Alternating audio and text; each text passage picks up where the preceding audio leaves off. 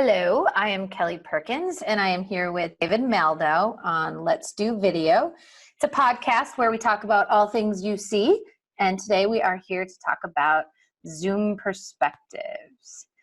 So David, you attended Zoom Perspectives, and can you just give us a little bit of information on what the heck Zoom Perspectives is?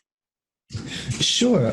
It's an analyst day, and that's sort of a weird thing. By the way, thanks for doing this, Kelly. Appreciate it. Now, when I started in this industry and I first heard about analyst days, I was very confused by it. It seems like a large expense to what they do is they fly out a bunch of analysts and they sit us down for a day and they brief us on everything they want us to know about the company. You think, well, we're going to read this in the press releases. We're going to see it in the videos. Why have us out there? It's a big deal. It's a big event.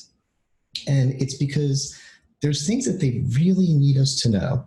If you think about it, this community, the 50 analysts that they invited to this event, they get questions from media. They get questions from customers. They get questions from people in the industry. We get questions all day. It's not just the 50 of us. It's everyone we talk to. It's how much those voices are amplified. So if there's messages that Zoom wants us to get, or any company, I recently did an analyst day for Poly. If you look at Let's Do Video Podcast 49, you can see my wrap up of that. There's messages that they just have to get right. As you'll see as I go over what we learned at Zoom Perspectives, there's things that they're really focused on and spending a lot of attention on. And if we don't get the memo and we're saying that they're not focused on those things and paying attention to those things, it could be devastating. So it's really worth the investment to make sure that they have us physically there in the seats so they can look at us all day and see that we're paying attention and see that we're getting these messages. And the trade-off is they treat us like divas. They take us out to a nice dinner. There's snacks all day. They fly us out there. They're very, very nice to us, and they make a nice day out of it. And we get the information firsthand, NDA, before it's even available. So it's important to us for analysts. So it's a trade-off. We take time out of our lives to fly out there to be in person, to guarantee that we get the message, and they treat us well. And that's an analyst name. That's what Zoom Perspectives was. Okay, cool. Thank you. But as you mentioned, they fly you out there. They kind of wine and dine you to get you, up close and hands-on with some of the new stuff. But there's a bit of a hitch this year in Zoom Perspectives Day. Can you give us a little info on that? Yeah, we had a corona effect. First of all, Zoom is, and this was part of their presentation, they had 100 slides in their slide deck. We're going to see 3 or 4 of them, so we're not going to see all of them.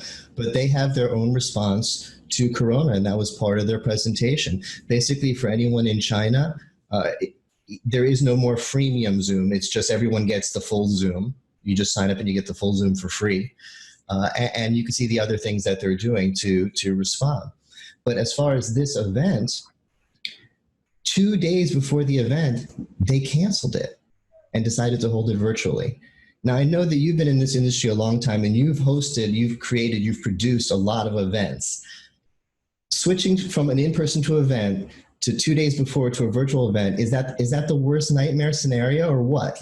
I can't even imagine. I mean, I was just actually telling my friend about it and we're like, wow, all the work you put into it ahead of time, think about that. And then having to change the format of the event in 2 days is like ludicrous. It's like insane to me. So how did they do it?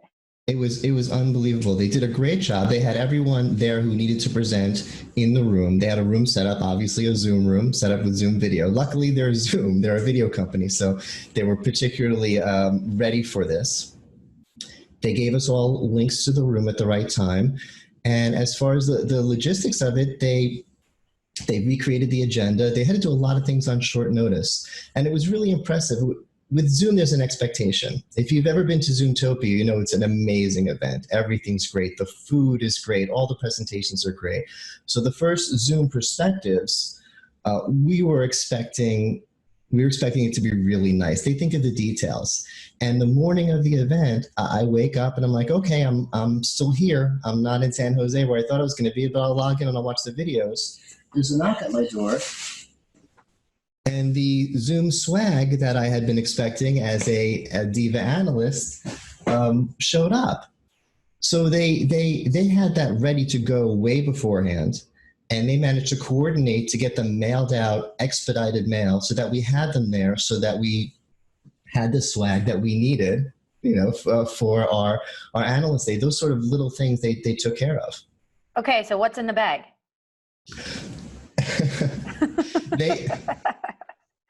And this is a common thing. I told you that it's part of the deal is we're going to sit there and pay attention all day, and we're going to make sure we know what they want us to know. And we're going to really, do our jobs, and they're going to make it easy for us. It's hard to sit and pay attention all day. We've been out of school for a long time.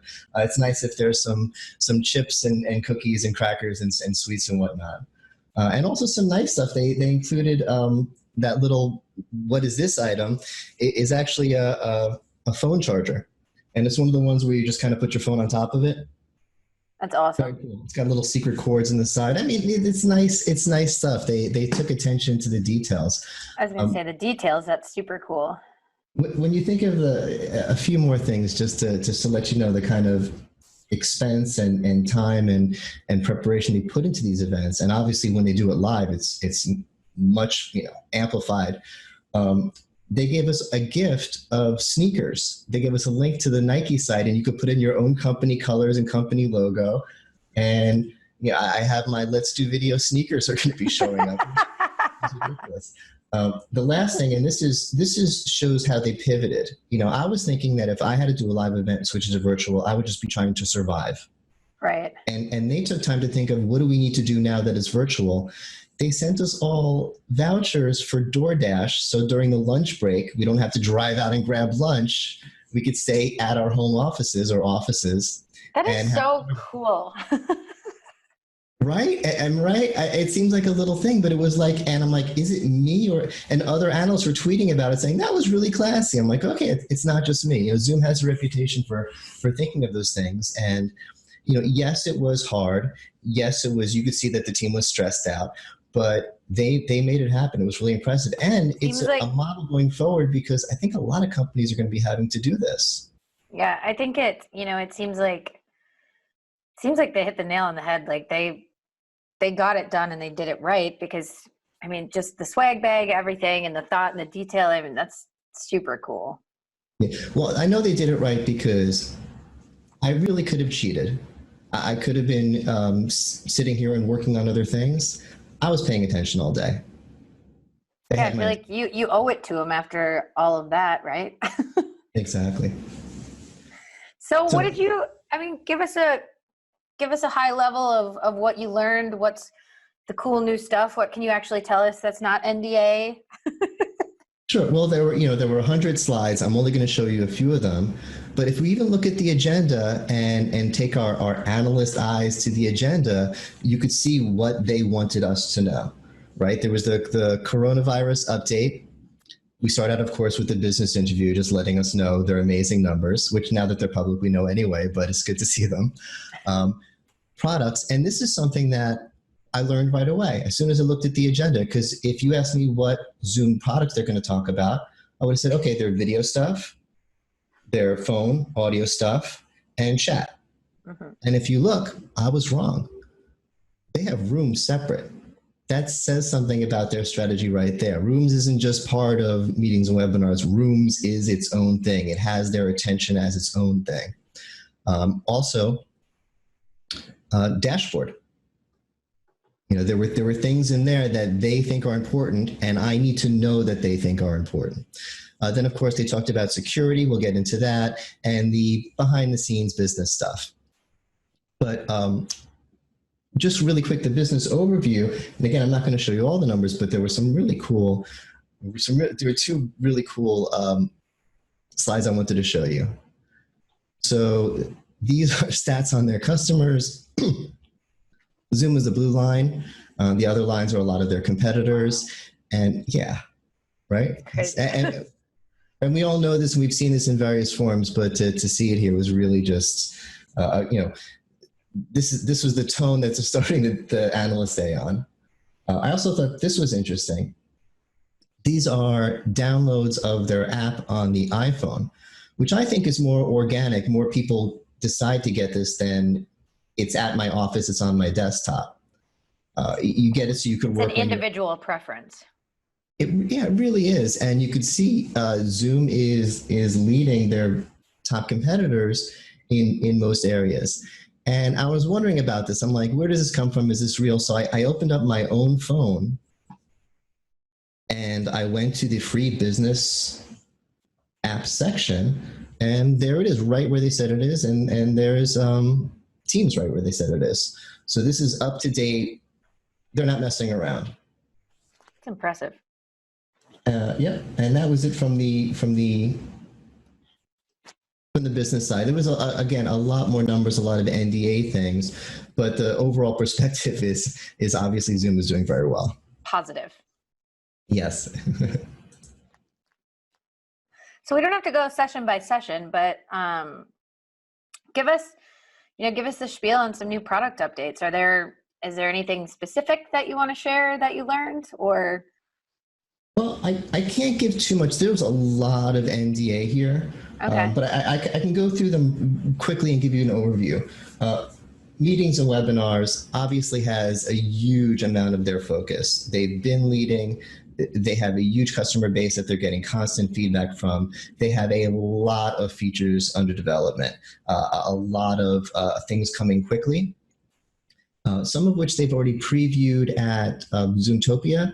One thing they had demoed during that meeting, which isn't available now, but they were demoing it, which is the live transcription at the bottom.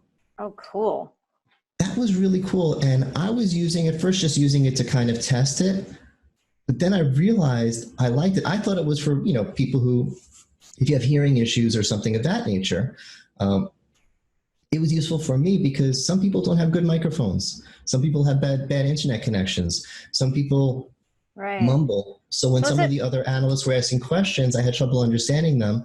The transcription understood them better than I did, and I was able to read along and follow it. So that sort of thing was helpful. So is it like open captioning? Yeah. Yeah, wow. Basically it leverages their partner Otter.io. Okay. And as you're talking, there's a full transcript up on the left, and there's a live, it just looks like closed captioning right on the bottom. I'm able to give that one example, but I can say one thing that I loved about it is up until now, features have always been about improving the video experience because it needed to be improved. Video wasn't good until actually like 5 years ago. It started getting really good. Now when we're looking for features, we're looking for productivity things. We're looking for intelligent meetings to help us know what to do after the meeting's over. Help us be productive, help us be with our teamwork. So they have a lot of features that are along those lines, and I love that kind of stuff. Moving on to rooms, this is one of the actual few disappointments of having it virtually, and you can see it on their faces. They said, we have a place set up with all of our partners, with all of their devices, and we want to show them off to you. And they have a lot of new partners. I have actually right here, this is Poly sent me one of their Poly Studios, which is running Zoom natively. This thing is a Zoom device, the way it is configured for my testing. And they have a bunch of partners, and they're very excited about them, and they wanted to give us, but they did talk about it, and it's obviously a huge priority for them. And the analysts had a lot of questions about it. This is where the interest in the market is. I think when a company is investing in video conferencing, they look at the rooms first, because the rooms are visible. You could see them, and then they give everyone accounts. So Rooms is a sales leader. Rooms is important. Rooms is what the market is focusing on. So Zoom is hyper-focused on Rooms. And right in the middle of that, Eric talked to us, which was great. It just, FaceTime with the founder, the visionary. He's become not just a rock star in our industry, but on Wall Street. So the fact that he gave us FaceTime just to chat with us about his vision was obviously appreciated and hugely valuable. And they did it right in the middle of products because he is focused on the products. He knows what's going on. He's invested in it. He spends time on it. So he was able to ask questions on it. So it made sense to have him right there. Cool. Zoom Phone, I don't have much to say about it. It seems like just an obvious no-brainer. We like the way that Zoom does video over the internet. People also want to do audio over the internet. So Zoom audio over the internet is natural, especially if it comes with, if it's part of a bundle with the video, and they're working on making it work more seamlessly with the video. So if you're in a Zoom audio call, you could just escalate, pop it into a Zoom video call, that sort of thing. It's interesting. I think at first they really wanted to call it Zoom audio because it's not really phones, it's voice over internet, or Zoom voice. I think they wanted to call it Zoom voice, but the world understands phones, so they want to have an understandable product, so they're calling it Zoom Phone. I mean, that's the right thing to do. But one thing I can tell you, and again, dozens of slides, but many slides, many NDA slides, heavy development. One slide I remember in particular was the list of features they've added recently to Zoom Phone. And the font was like this big because so many features. They are pumping out the new features in Zoom Phone. I guess because phone's a mature industry, and the other competitors have been out there, have mature products with a lot of features, so they're getting it out there. But right now, there are millions of minutes already, lots of customers, people like it. It's Zoom audio. And the last product we talked about is chat. That is a little bit interesting and a little bit more delicate, because the presentation started about how one of the first things you know about Zoom's approach to chat is that they have this great partnership with Slack and other companies like Slack. So already you see that we have, okay, so wait a minute, but there's Zoom chat, but we're saying that we love Slack. And we do love Slack. Slack is a lot like Zoom in that it's a super viral product and a super loyal customer base. And you don't want to go to Slack users and say, stop using Slack. Hey, no. Right. Don't even, right? It's my Slack. And so I use it all the time. Okay, so if I try to convince you to switch, it would be a conversation. Mm-hmm. So there's a lot of ways to do a video with Slack, and Zoom wants you to use Zoom with Slack. So they're very heavy on the partnership and those integrations. On the other hand, they have a chat product. They need to have a chat product. People expect it to be a UC platform at this point. There's video, there's chat within the meetings, and it has to be a good chat product because it's Zoom. But does it have to be a competitive product with Slack? Well, if it has all the features, then it sort of is. So what they're trying to do is saying, hey, they showed us the feature list and they are developing on it. They are working on it and they are adding the features, but they're not claiming to say that they can go head to head with other chat platforms on a feature basis. That's just not their strategy at that point. But at the other hand, this is Zoom. They're not going to have something that's going to get bad ratings out there. They're not going to have something that has a bad user experience out there. So it's a very delicate balance. Awesome. It seems like it was a pretty full day considering it was virtual. Is there anything else you want to share or add? Yeah. The last 3 sessions, and right away that looks like the boring stuff, especially if you're really focused on the user experience. I want to know about the product. I want to know about the features. I want to know all the NDA stuff that I can't share with you, but you'll find out in the next 6 months. But these things are important. Now, the last 2, it's all NDA, but I can tell you a lot of slides with maps, with a lot of dots over them, showing how Zoom is growing in regions all over the world, unless you're like in Antarctica. There's going to be someone selling you Zoom pretty soon, and they're going to have the ability to support it. And lots of partners, lots of logos of companies that I can't name, but that you've all heard of, that they're working with in different ways. They've become a global public company. So I do want to spend a few minutes talking about security. There was a news item last year, a security issue regarding Zoom. So of course they had to respond. Now, one of the ways they responded was by hiring Randy Barr, who addressed us about what they're doing with security. Of course, I can't show any of the slides. It's all NDA, but this was important. They really had to convince us. There's 50 analysts on the line, and out of those 50, there's 5 or 6 who dig really, really deep in the stuff. This is what they do. This is what they cover. This is what they write about. And they were asking questions, and they know all the lingo and they know all the terminology. And basically, Zoom had to have someone, which is Randy, who doesn't just know the language, but lives that life. If you look him up on LinkedIn, this is what he's been doing for decades. He's the guy. And he talked about what they're doing and basically convinced us that, I trust the other analysts who dig deep when he's talking about we're using method A, not method B, and exactly what they're doing, that they're doing the right things, but that they're focusing on it. And it's become part of the Zoom culture. It made it clear that every part of the process, from design to web development to product development, security is part of every aspect of it. Mm-hmm. And what really got me was the other people in the room, they didn't look like, okay, this isn't, the other people in the Zoom room, they all were nodding along like they've been hearing this now for the last 6 months. They weren't like, yeah, this isn't part of my job. I'm going to let Randy talk about security. They were all like, yep. There is a security culture now at Zoom. Mm-hmm. This is big for them. So, aside from that, my final thoughts, really, it's just a final thought for the analyst community, which is this event was really great for us. Because in one day, I got all the information I needed. I know what I need to know now when people are asking me about Zoom. And it didn't take a week of me being out of the office. I hate flying. I didn't have to fly. And we still got all our swag. Okay. It's a total win for us. Now, yes, it's great to see the other analysts in person. I really love the analyst community. And it's great to have the side chats with them. But in ideal times, we would see you in a few weeks at AC anyway, in person. So to do this virtually, I think is preferable. But the thing is, Zoom and these other companies have to know that we're paying attention. That's why they fly us out there, because when we're in the seats, we can check our phones and check our email once in a while, but they have to know we're paying attention.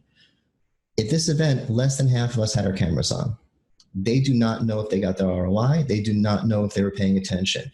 If I was Zoom right now, I'd be thinking, next year we'll probably do it in person.